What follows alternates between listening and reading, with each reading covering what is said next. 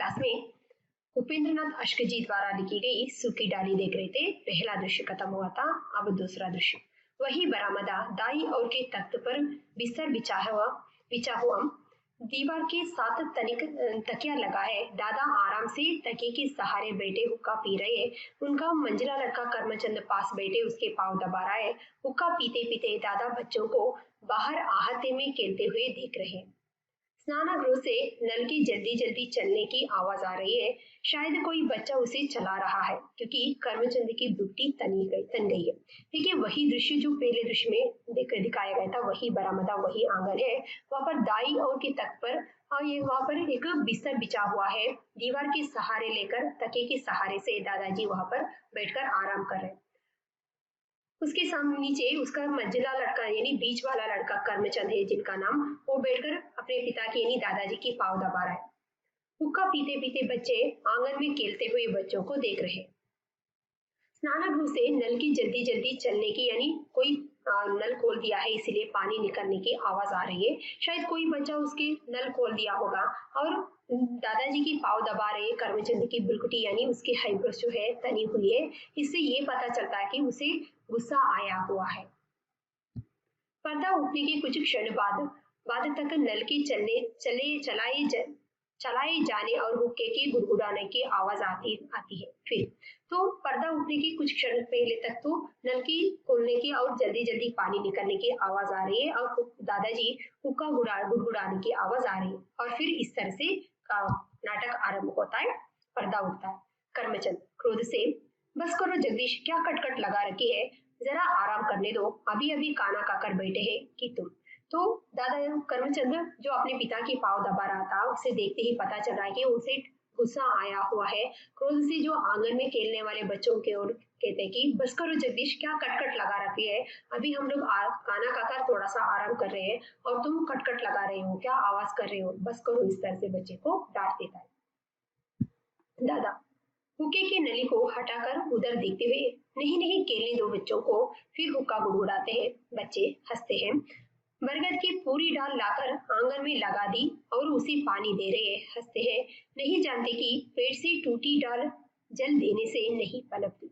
हुक्का गुड़गुड़ाते फिर नली छोड़कर करमचंद से, मैं कहता हूँ ना बेटा कि वह गर्भ कहता हूँ ना कि बेटा एक बार पेड़ से जो डाली टूट गई उसे लाख पानी दे, उसमें वह सरसता ना आएगी और हमारा यह परिवार बरगद के एक महान पेड़ ही की बांधी है। तो दादाजी जो करमचंद बच्चों को, जो आंगन में खेलने वाले बच्चों को डांट रहे थे, उसे देखकर दादाजी जो हुक्का पी रहे थे उसकी नली को हटाकर मुंह से कहते, नहीं नहीं बच्चे खेल रहे, उसे खेलने दो। और फिर वापस से हुक्का गुड़गुड़ाते। बच्चे कहकर हंसते हैं और कहते कि आंगन में उसके घर के आंगन में बड़ा सा एक बरगद का वृक्ष था, उसकी एक डाली टूट गई थी, उसे लेकर आकर बच्चे उसे लगाकर उसे पानी दे रहे, इसीलिए निरंतर पानी की गिरने की आवाज आ रही थी। और वो दादाजी हंस कर कहते हैं, बच्चे इतने ना समझे, इतना भी नहीं जानते कि एक बार वृक्ष से टूटी हुई डाल लाकर जितना भी उसमें पानी दे दो, खाद दे दो, वो पनपता नहीं है, वो वापस से नहीं उगता है। बच्चे इतना भी नहीं जानते। इस तरह से कहकर वापस से हुक्का गुड़गुड़ाते। फिर हुक्के की नली को छोड़कर करमचंद से कहते हैं, इसीलिए मैं कहता हूँ बेटा, एक बार वृक्ष से जो भी डाल टूटकर गिर जाए, उसमें कितना भी तुम पानी दे दो, कितना भी उसमें खाद दे दो, उसमें वो सरसता मतलब वो सुंदरता नहीं आएगी जो वो उस वृक्ष में रहते वक्त उसे वो सुंदर दिखता था। इसीलिए मैं कहता हूँ कि हमारे परिवार भी तो एक बरगद की महान पेड़ के जैसा ही है। इस तरह से दादाजी करमचंद से कहते। करमचंद, लेकिन शायद अब इस पेड़ से एक डाली टूटकर अलग हो जाएगा। तब करमचंद कहता कि लगता है हमारे परिवार वृक्ष जैसे परिवार में भी तो कोई डाल टूटकर अलग होने की संभावना है, क्योंकि दादाजी कहते थे ना कि हमारा परिवार भी तो एक महान वटवृक्ष के जैसा है, महान बरगद के पेड़ के जैसा है। इसीलिए करमचंद कहता है कि लगता है कि इस पेड़ से कोई डाल टूटकर गिरने की संभावना है। दादा चिंता से, क्या कहते हो, कौन अलग होना चाहता है। दादाजी चिंता में आ जाते हैं, चिंतित भरी आवाज में कहता है, क्या कह रहे हो, कौन अलग होना चाहता है, इस घर से कौन अलग होना चाहता है। करमचंद, शायद छोटा अलग हो जाए, शायद छोटा लड़का नहीं, छोटा पोता परेश इस घर से अलग होना चाहता है। दादा, परेश पर क्यों, उसे क्या कष्ट है? दादाजी आश्चर्य से पूछते। परेश अलग होना चाहता है, क्यों, उसे इस घर में क्या कष्ट है? कर्मचंद, कष्ट उसे तो नहीं, छोटी बहू को है। पर कर्मचंद कहते हैं, कष्ट तो उसे नहीं है, छोटी बहू को इस घर में रहने के लिए कष्ट है। दादा, मुझे किसी ने बताया तक नहीं, यदि कोई शिकायत थी तो उसे वही मिटा देना चाहिए। हल्की सी करच भी यदि उस पर तत्काल तत्काल मतलब तुरंत दवाई ना लगा दी जाए, बढ़कर वह बड़ा गांव बन जाती है और वही गांव नासुर हो जाता है। फिर लाख मरहम लगाओ ठीक नहीं होता। तो दादाजी एकदम से आश्चर्य होकर के थे, क्यों, परेश क्यों अलग होना चाहता है? उनसे कोई मतलब किसी ने मुझे आकर नहीं बताया। अगर कोई उसे शिकायत थी और उसे कोई कष्ट था तो उसे तुरंत ही मिटा देना चाहिए। हल्की सी करच भी दवा ना लगने पर तत्काल मतलब तुरंत उसे दवा नहीं लगाया जाए तो बढ़कर वो क्या हो जाएगा, बड़ा सा घाव बन जाएगा। एक बार बड़ा सा घाव बन जाए तो वो क्या हो जाएगा, नासुर बन जाएगा। एक बार वो नासिर बन जाए जिसमें क्या होता है, पूरी तरह से जो खून निकलता रहता है, मावा निकलते रहते हैं, ऐसे बड़ा सा घाव बन जाए, फिर उसमें कितना भी मरहम लगाओ वो इतनी आसानी से ठीक नहीं होता। इसीलिए अगर छोटी बहू को कोई मुश्किल है, कोई शिकायत है तो उसे तुरंत ही मिटा देना चाहिए, क्योंकि हल्की सी एक स्क्रैच बन जाता है, तुरंत उसमें कोई दवाई लगा दिया जाए वो मिट जाता है। उसे ऐसे ही छोड़ दिया तो वो बड़ा सा गांव बन जाता है जिसमें मावा और खून निकलता रहता है। तो एक बार वो बड़ा गांव बन जाए, फिर उसमें कितना ही आप दवा लगा लो, मरहम लगा लो, तो वो ठीक नहीं होता। इस तरह से दादाजी कहते।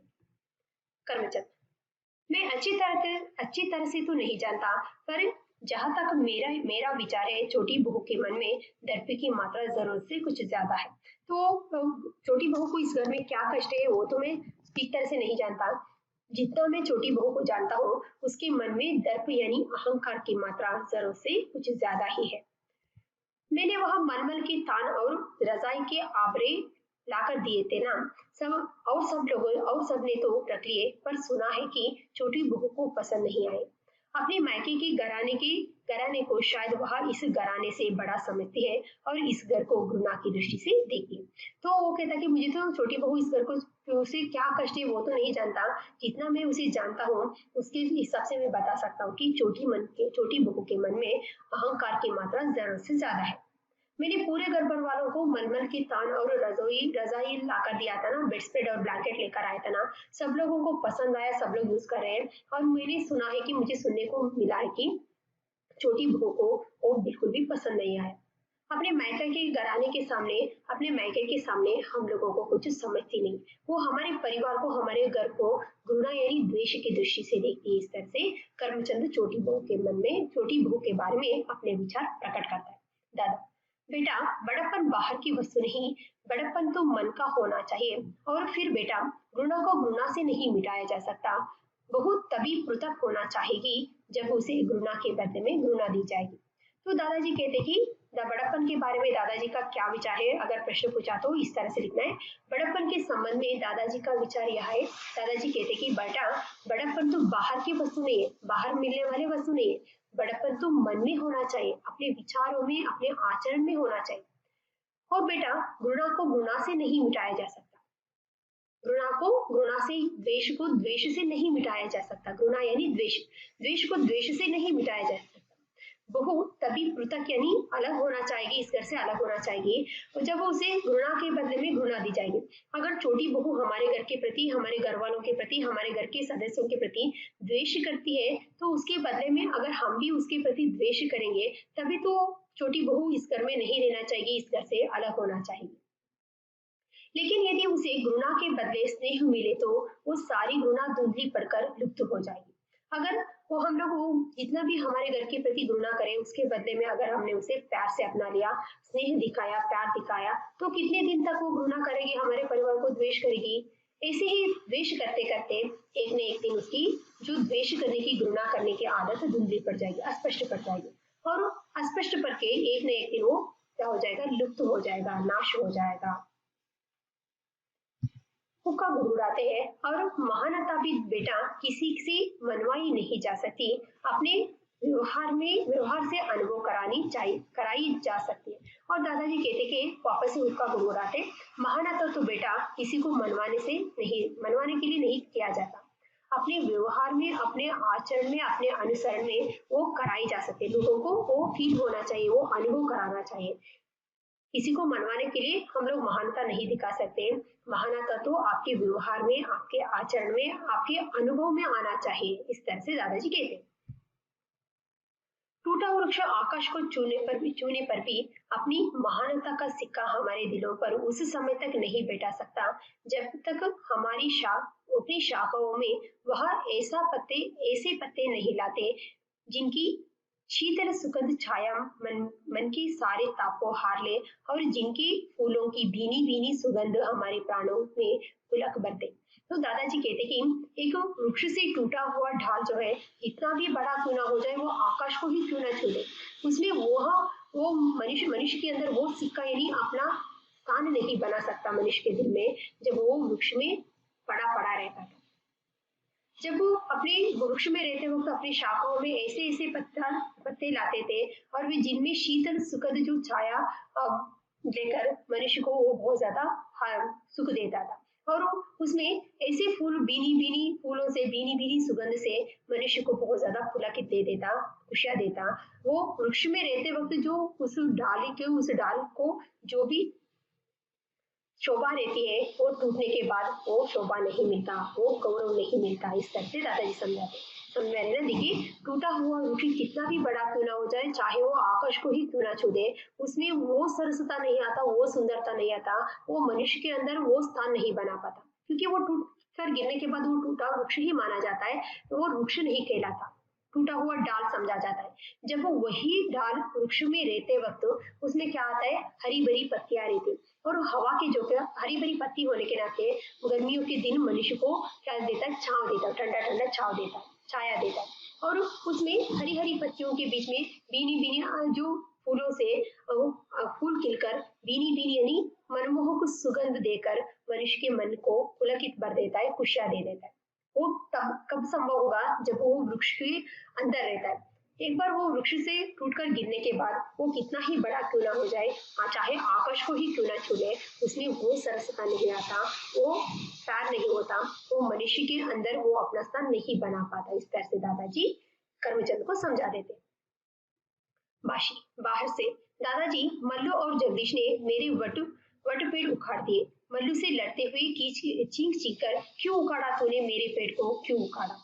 तो तभी बाशी, मल्लू, जगदीश तीनों बच्चे जो बाहर आंगन में खेल रहे थे, उसमें से बाशी एक लड़का बाहर से आकर दादाजी से शिकायत करता है, मल्लू और जगदीश ने मेरे वट वृक्ष को उखाड़ दिया। और तीनों आपस में लड़ रहे थे, चीख चीख कर कहता है कि बाशी मल्लू से, क्यों उखाड़ा तूने मेरे वट वृक्ष को, क्यों उखाड़ा मेरे पेड़ को? इस तरह से तीनों बच्चे आपस में लड़ते रहते। दादा, पेड़ हंसते हैं, बच्चे हंसते हैं, ठहरो बाशी, लड़ो मत बेटा, जाना कर्मचंद, जरा हटाना दोनों को। तो तीनों बच्चे जो तो वृक्ष से टूटी हुई डाल को लेकर आकर पेड़ समझकर खेल रहे थे, इसीलिए दादाजी उस बच्चों के नासमझी पर हंसते हैं, पेड़ कहकर हंसते हैं। बच्चे इतना भी नहीं जानते, उस टूटी हुई डाल को पेड़ कह रहे, इस तरह से हंसते हैं। और बाशी से कहते, ठहरो बेटा, आपस में मत लड़ो, और कर्मचंद से कहते, जाओ तीनों बच्चे जो आपस में लड़ रहे हैं उसे रोको। इस तरह से कर्मचंद को कहते। कर्मचंद जाता है, दादा फिर हुक्के की नली मुंह से लगा लेते हैं। परेश नीचे नजर किए प्रवेश करता है।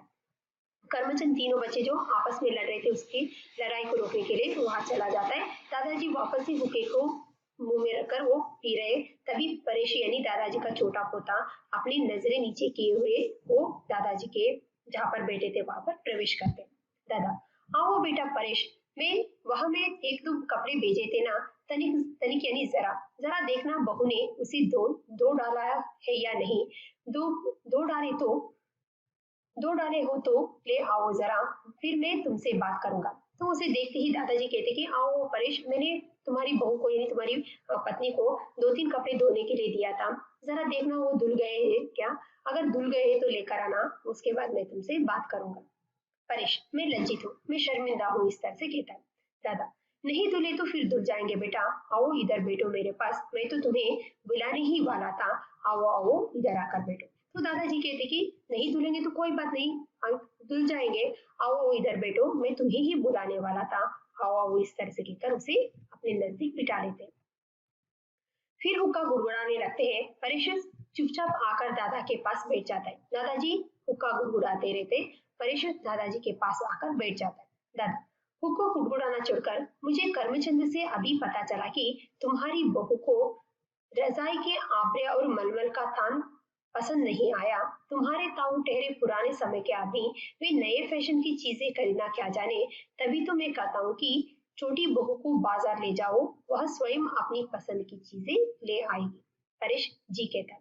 तो दादाजी कहते हुक्का गुड़गुड़ाना छोड़कर अभी भी तुम्हारे ताऊ करमचंद से पता चला कि तुम्हारी बहू को जो रजाई की आबरे और मलमल के तान करमचंद पूरे गड़बड़ वालों को जो लेकर आए थे वो पसंद नहीं आया।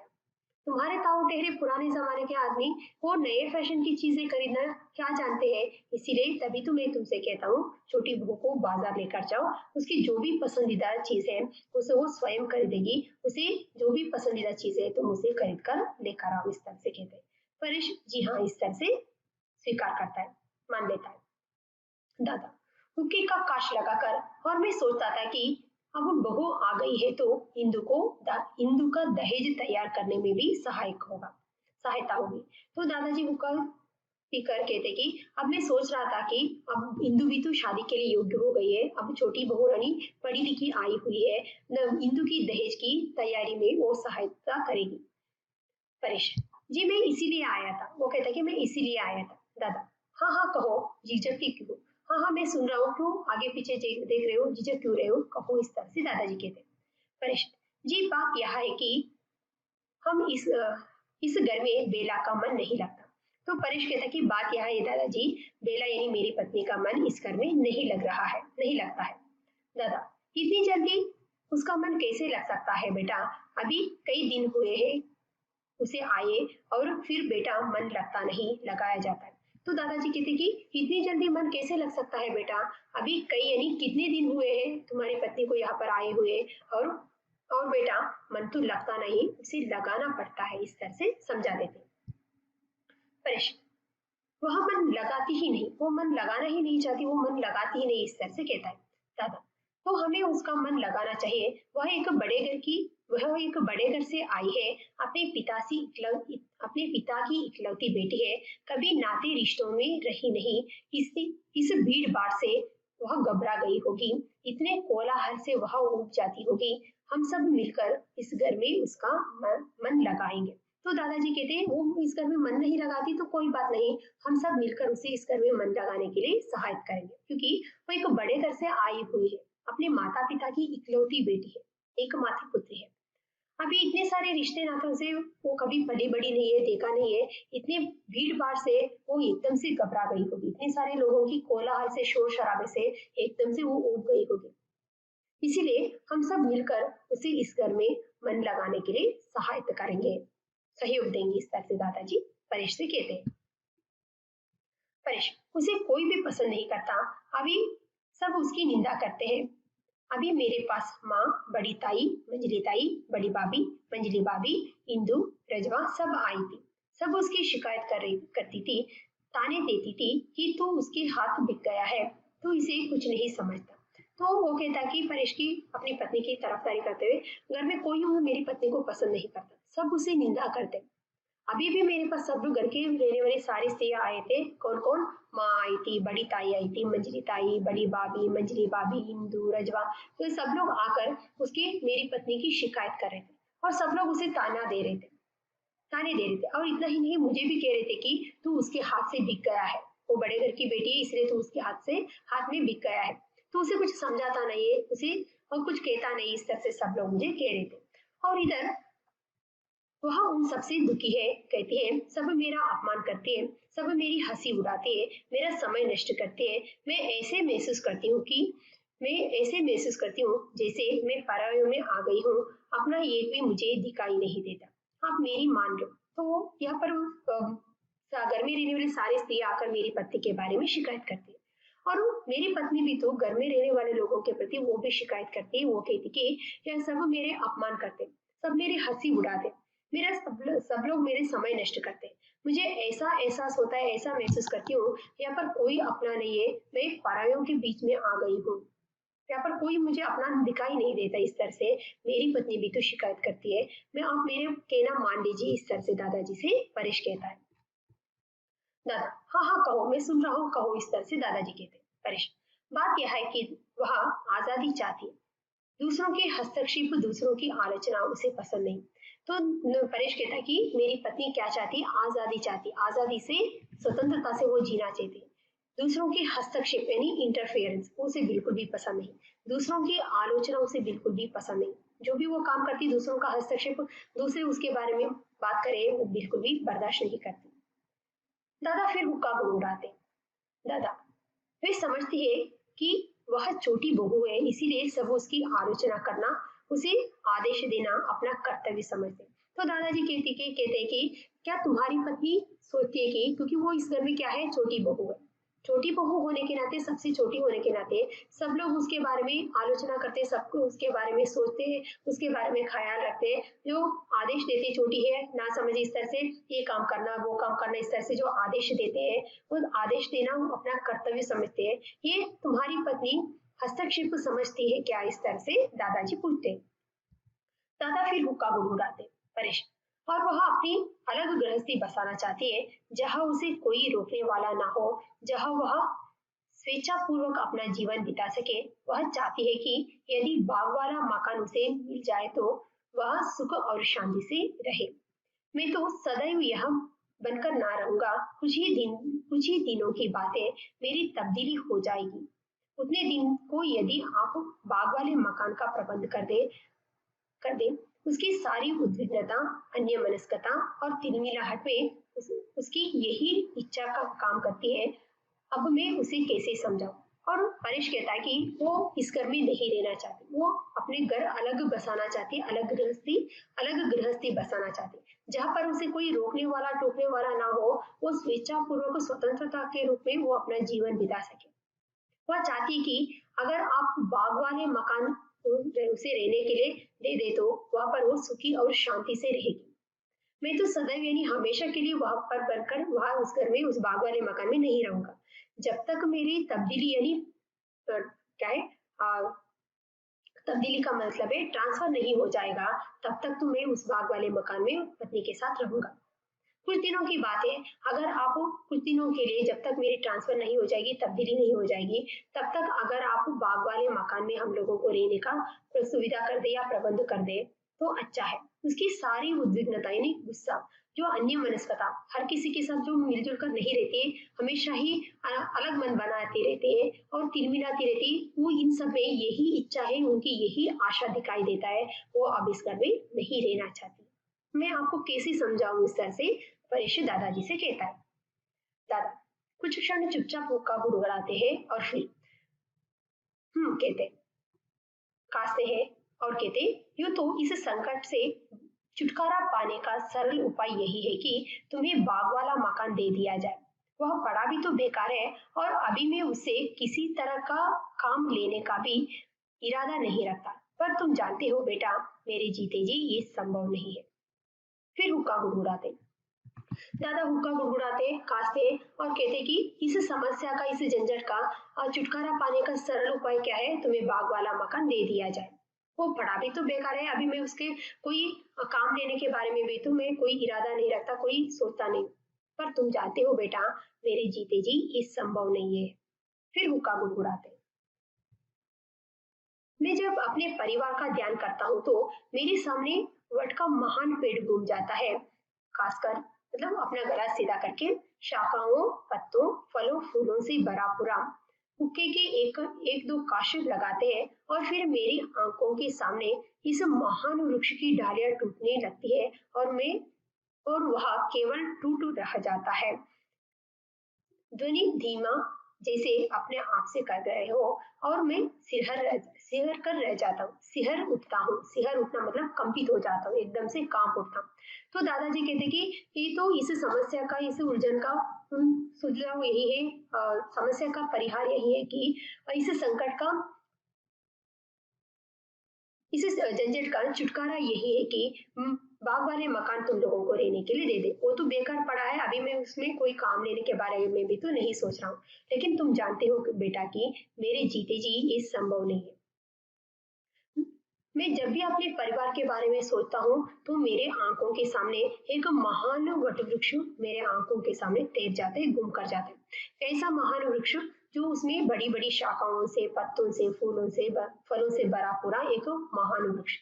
फिर मेरे आंखों के सामने ऐसी तस्वीर आ जाता है, ऐसे दृश्य आ जाता है, उस वृक्ष में रहने वाले सारे डालियां एक एक करके टूटने लगता है और वो एक वृक्ष बनकर रह जाता है, बिना कोई डाल के वृक्ष बनकर रह जाता है, एक टूट बनकर रह जाता है। तो ऐसी कल्पना आते ही मैं एकदम से कांप उठता हूँ, मेरा शरीर कांप उठता है। इस तरह से कहते कहते उसके आवाज जो है धीमी पड़ जाता है, जैसे अपने आप से कह रहे हो। वो कहता कि ऐसी भावनाएं, ऐसी कल्पनाएं मेरे मुझे आते ही मैं एकदम से कांप उठता हूँ। ना बेटा, मैं अपने जीते जी यह सब ना होने दूंगा। तुम चिंता ना करो, मैं सबको समझा दूंगा। घर में किसी को तुम्हारी पत्नी का तिरस्कार करने का साहस ना होगा, कोई उसका समय नष्ट ना करेगा। ईश्वर की अपार कृपा से हमारे घर सुशिक्षित सुसंस्कृत बहू आई है, तो क्या हम अपनी मूर्खता से उसे परेशान कर दे।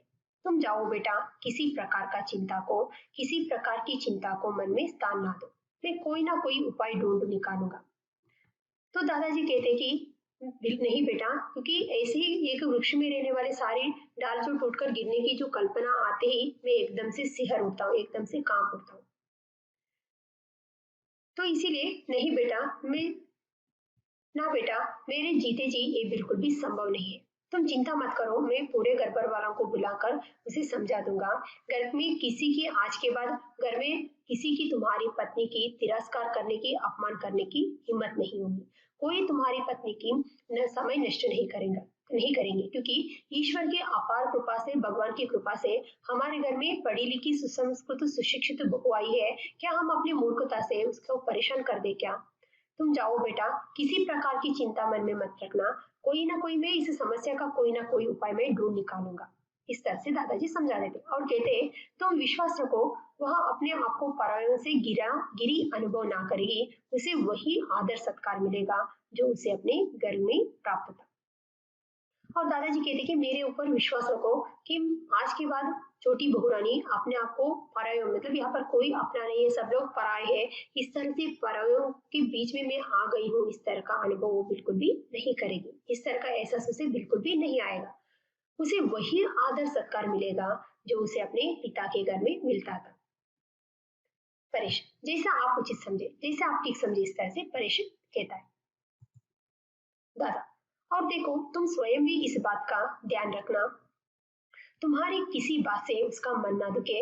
कोई भी ऐसा बात ना करो जिसे वह अपना अपना अपमान समझे। और दादाजी परेश को भी समझा देते, देखो तुम भी तो थोड़ा सा अपने बात पर कंट्रोल रखना, स्वयं ध्यान देना, बात करने से पहले थोड़ा सोच विचार करके बात करना, क्योंकि तुम्हारी किसी भी बात से छोटी बहू का मन ना दुखे।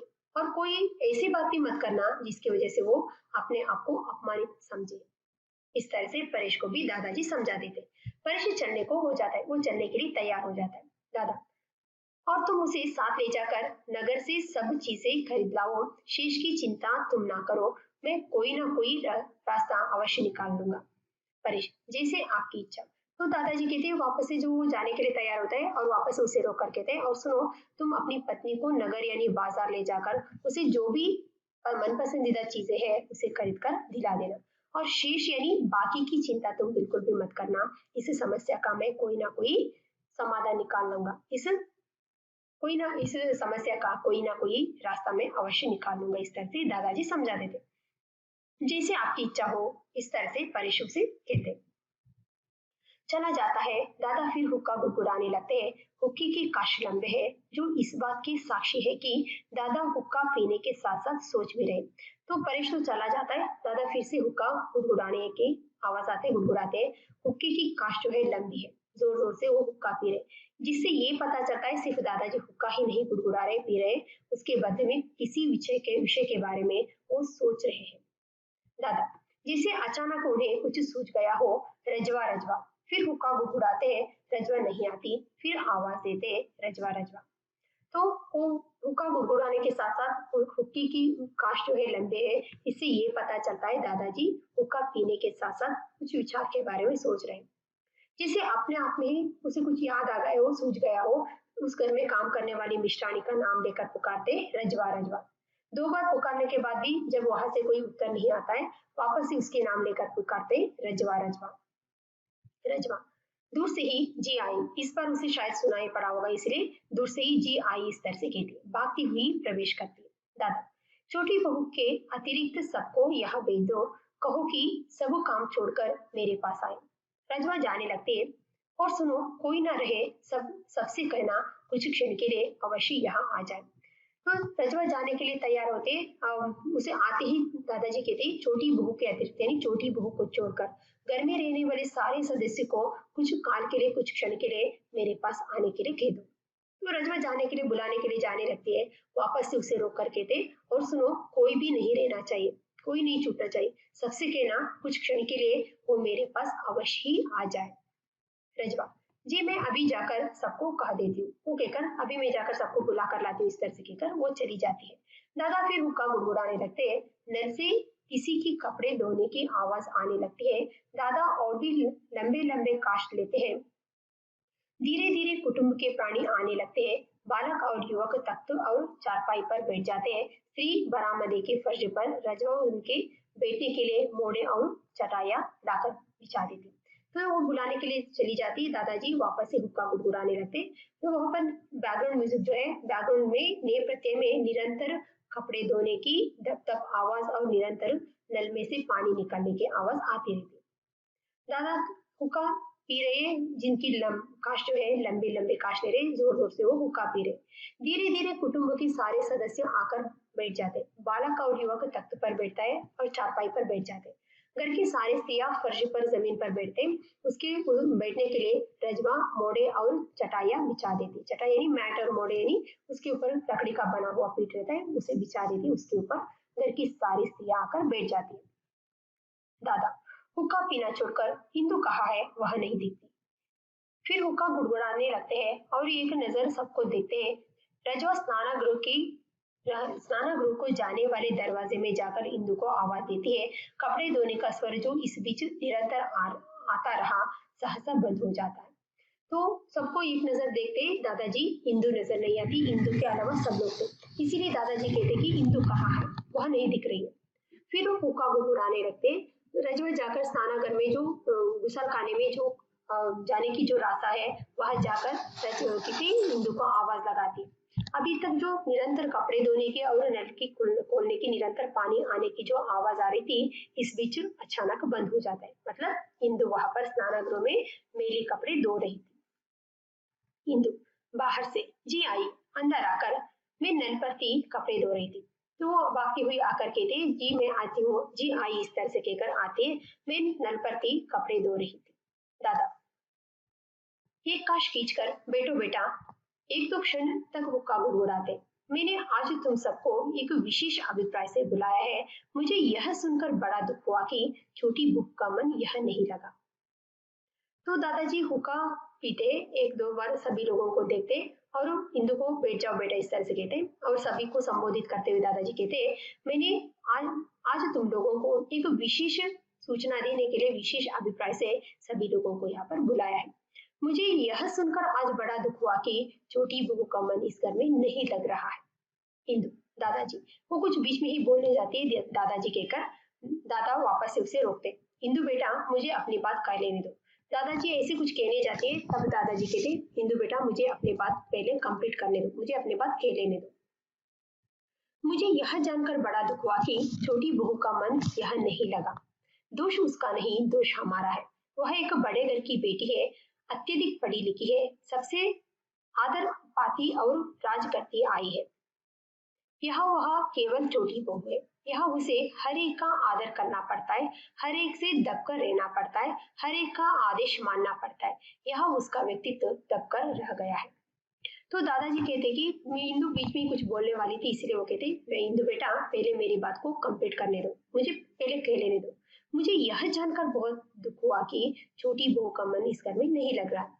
इसमें उसका दोष नहीं है, छोटी बहू का दोष नहीं है, दोष हमारा है। दोष उसका क्यों नहीं है? क्योंकि वो बड़े घर की बेटी है, अत्यधिक पढ़ी लिखी है, सबसे आदर पाती आ रही है, क्योंकि वो माता पिता की इकलौती बेटी होने के नाते सब पर राज करती हुई आ रही है। पर यहाँ पर उसका अस्तित्व क्या है? केवल एक छोटी बहू है। यहाँ उसे हर एक का बात मानना पड़ रहा है, हर एक का आदर करना पड़ रहा है, हर एक से दबकर रहना पड़ रहा है, हर एक का आदेश पालन करना पड़ रहा है। यहाँ पर उसका व्यक्तित्व क्या है? दबकर रह गया है। मुझे ये बिल्कुल भी पसंद नहीं बेटा, मुझे ये बिल्कुल भी पसंद नहीं है बेटा। और हुक्का गुड़गुड़ाते हैं, बड़ा वास्तव में कोई उम्र से या दर्जे से नहीं होता। और वो दादाजी कहते कि क्योंकि यहाँ पर उसका व्यक्तित्व क्या हो गया है? दबकर रह गए, क्योंकि उनके पिता के घर में क्या था? वो इकलौती बेटी होने के नाते सब पर राज करती थी, सबका आदर वो पाती थी। यहाँ पर केवल वो क्या है? छोटी बहू है। यहाँ पर उसे हर एक का आदर करना पड़ता है, सबको गौरव देना पड़ता है, सबसे दबकर मतलब जो बड़े लोग कहते हैं उसके अनुसार उसे रहना पड़ रहा है और सबका आदेश पालन करना पड़ रहा है। उसका व्यक्तित्व यहाँ पर क्या हो गया है? दबकर रह रहा है। मुझे ये बात बिल्कुल भी पसंद नहीं है बेटा। वास्तव में बेटा कोई उम्र से और दर्जे से बड़ा नहीं होता। जिनकी एज हो गई है या दर्जे ही नहीं बड़े पोस्ट में है, तो वास्तव में क्या है? वो बड़ा नहीं है। बड़ा तो बुद्धि से होता है, योग्यता से होता है। देखिए दादाजी ने कहा कि कोई वास्तव में उम्र से या दर्जे से बिल्कुल भी बड़ा नहीं है। बड़ा तो बुद्धि से होता है, योग्यता से होता है। छोटी बहू हमें से छोटी बहू उम्र में ना सही, अक्ल में हम सबसे निश्चय ही बड़ी है। हमें चाहिए कि उसकी बुद्धि से, उसकी योग्यता से लाभ उठाए। तो दादाजी कहते कि कोई बड़ा तो उम्र से या दर्जे से या ओहदे से नहीं होता। वास्तव में बड़ा तो बुद्धि से और योग्यता से होता है। छोटी बहू हम सबसे उम्र में छोटी है, लेकिन अक्ल में और बुद्धि में निश्चय ही हम सबसे बड़ी है। इसीलिए हमें क्या करना चाहिए? उसके अंदर की बुद्धि से, उसकी योग्यता से लाभ उठाना चाहिए। मेरी इच्छा है कि इसे यहाँ वही आदर सत्कार मिले जो उसे अपने घर में प्राप्त होता। सब उसका कहना माने, उसे परामर्श ले और मैं प्रसन्न रहूंगा। यदि उसका काम भी तुम लोग आपस में बांट लो और उसे पढ़ने लिखने का अधिक अवसर दो, उसे अनुभव ही ना हो कि वह किसी दूसरे घर में, किसी दूसरे वातावरण में आ गई है। दादाजी कहते कि मेरी इच्छा यही है कि उसे उसके माता पिता के घर में जो आदर सत्कार मिलता था, उसे वही आदर सत्कार इस घर में प्राप्त हो मिलना चाहिए। सब उसका कहना मानना चाहिए, जो भी काम करने से पहले उसकी सलाह मशवरा लेना चाहिए, परामर्श यानी सलाह मशवरा लेना चाहिए, तब मैं बहुत ज्यादा प्रसन्न रहूंगा।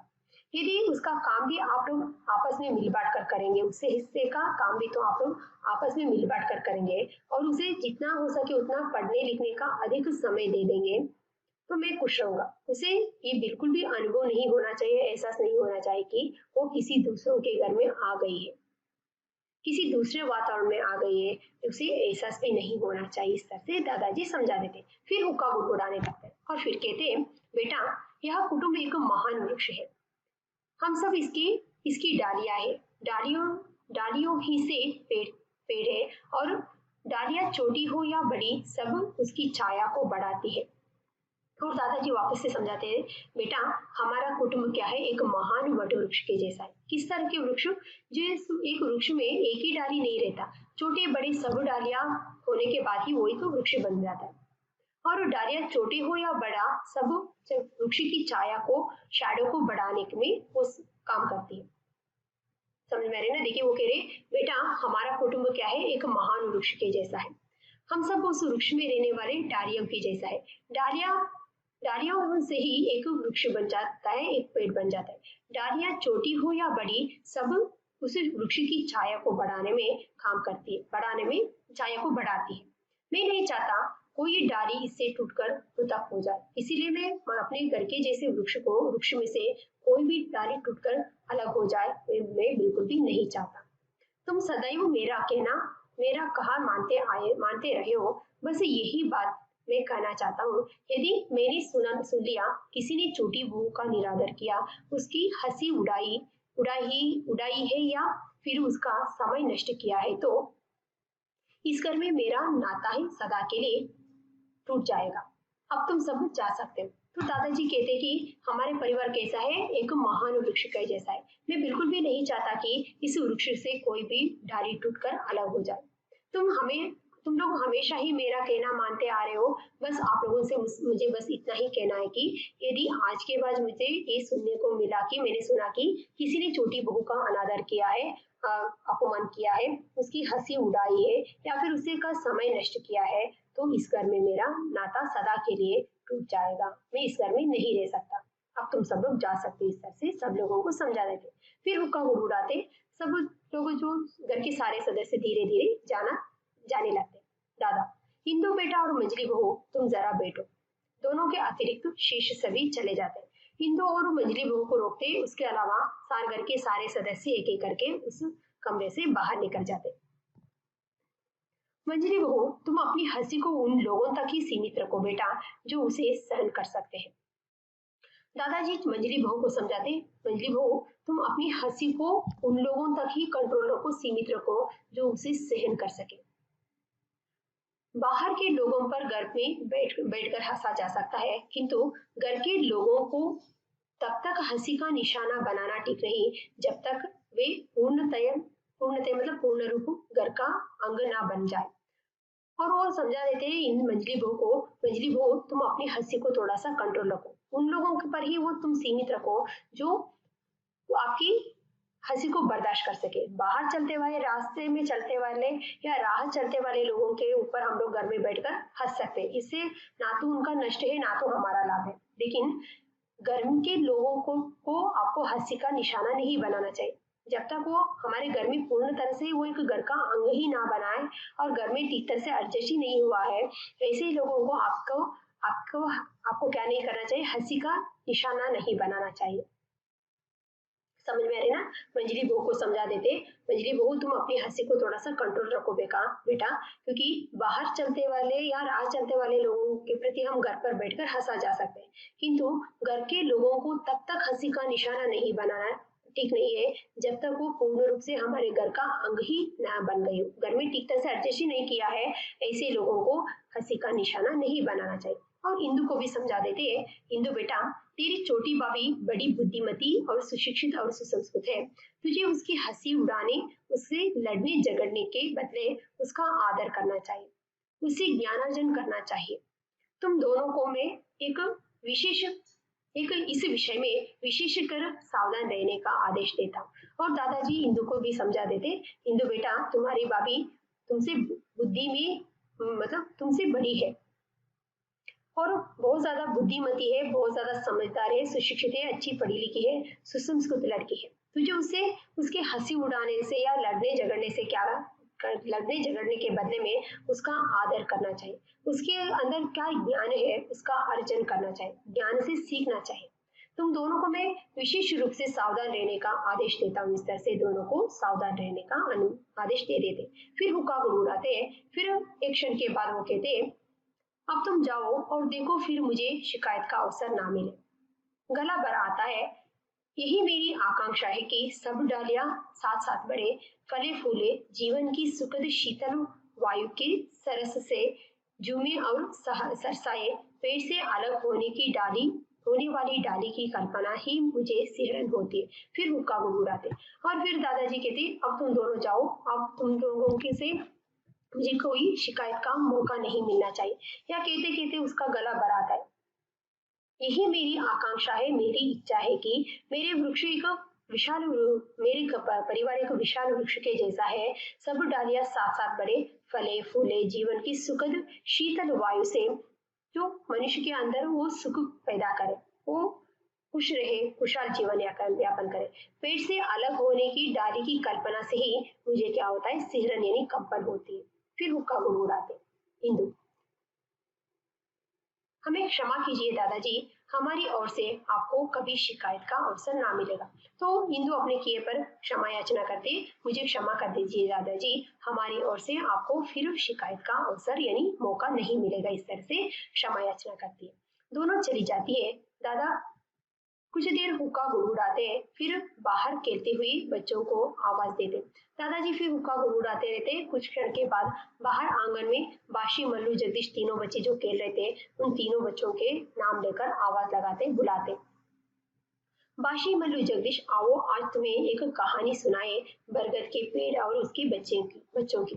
दादाजी तीनों बच्चों के नाम लेकर पुकारते, बाशी मल्लू जगदीश, आओ बेटा, आज तुम्हें मैं एक कहानी सुनाता हूँ, जो बरगद के पेड़ और उसके बच्चों की कहानी। बाशी, दरवाजे से जाकर हम सुन चुके हैं, हम नहीं आते हर बार वही कहानी। दरवाजे के बाहर ही खड़ा होकर बाशी कहता है कि नहीं, हम कई बार ये कहानी सुन चुके हैं, हर बार वही कहानी सुनाओगे, हम नहीं आएंगे। मल्लू, चंदा राजा तारा राजा की सुनाओ तो आए, हर बार वही कहानी नकल उतार कर। एक था बरगद का पेड़, हंसते हुए अदृश्य हो जाता है। चंदा मामा की कहानी, तारों की कहानी सुनाएंगे तो हम आएंगे, हर बार वही कहानी सुनाते हो। दादाजी की इमिटेट करते हुए, उसकी नकल उतारते हुए कहते कि एक था बरगद का पेड़, जिस तरह से कहानी का आरंभ शुरुआत करते, एक था बरगद का पेड़, इस तरह से नकल करके वो हंसकर वहां से अदृश्य हो जाते। दादा हंसते हैं, यही कहानी तो कुटुंब का, समाज का, राष्ट्र का निर्माण करती है। यही तो जीवन को सदृढ़, विशाल और महान बनाती है। कुक्का गुड़गुड़ाते हैं, पर्दा गिरता है, दूसरा दृश्य खत्म होता है। तो दादाजी हंसते हैं, जिस कहानी को सुनने के लिए आप लोग मना कर रहे हो, भाग रहे हो, वो कहानी क्या है? एक कुटुंब का, एक समाज का, एक राष्ट्र का निर्माण करती है। यही कहानी की सार क्या है? जीवन को सुदृढ़ बनाता है, विशाल बनाता है, महान मनुष्य बनाते हैं, इस तरह से कहते और हुक्का गुड़गुड़ाने लगते। दूसरा अध्याय खत्म होते, पर्दा गिरता है। समझ में आए ना? आशा करती हूँ जो अभी मैंने आप लोगों को समझाया है, आप सभी को समझ में आया होगा। धन्यवाद।